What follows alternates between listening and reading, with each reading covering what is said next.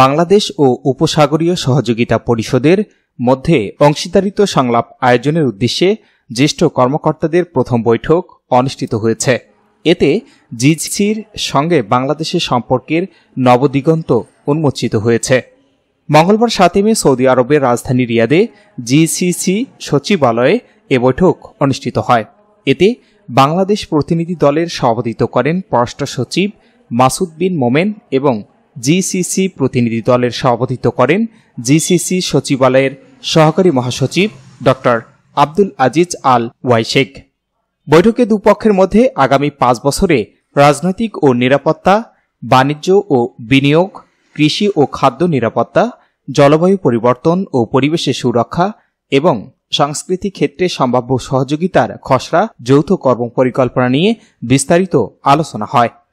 ফিলিস্তিন পরিস্থিতি, আঞ্চলিক শান্তি ও স্থিতিশীলতা, লোহিত সাগরে পরিবহন নিরাপত্তা, রোহিঙ্গা সমস্যা সমাধানে করণীয়, ইউক্রেন রাশিয়া যুদ্ধের নেতিবাচক প্রভাব মোকাবিলা, সন্ত্রাসবাদ ও উগ্রবাদ মোকাবেলা, সাইবার নিরাপত্তা বিষয়ে উভয় পক্ষের ফলপ্রসূ আলোচনা হয়।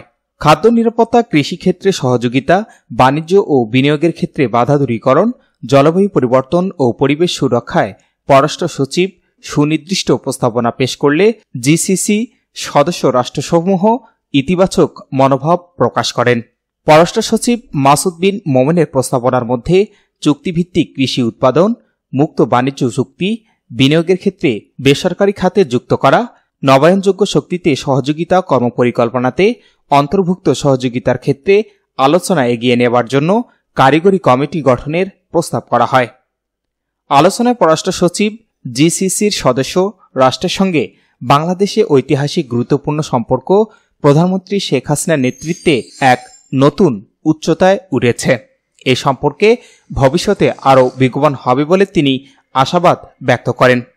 মধ্যপ্রাচ্যের শান্তি ও স্থিতিশীলতার প্রতি বাংলাদেশ অবিচল সমর্থন ব্যক্ত করে মাসুদ বিন মোমেন বলেন, বৈশ্বিক প্রেক্ষাপটে মধ্যপ্রাচ্যের স্থিতিশীলতা অত্যন্ত গুরুত্বপূর্ণ।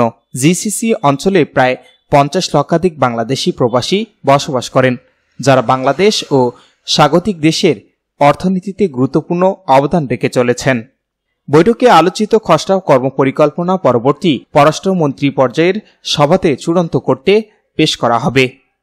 উল্লেখ্য, 18 নভেম্বর 2022 তারিখে জিসিসি এর সাথে বাংলাদেশ মন্ত্রী পর্যায়ের নিয়মিত অংশীদারিত্ব সংলাপ অনুষ্ঠানের বিষয়ে সমঝোতা স্মারক স্বাক্ষরিত হয়। Shahinur Rahman, news desk, ABN24।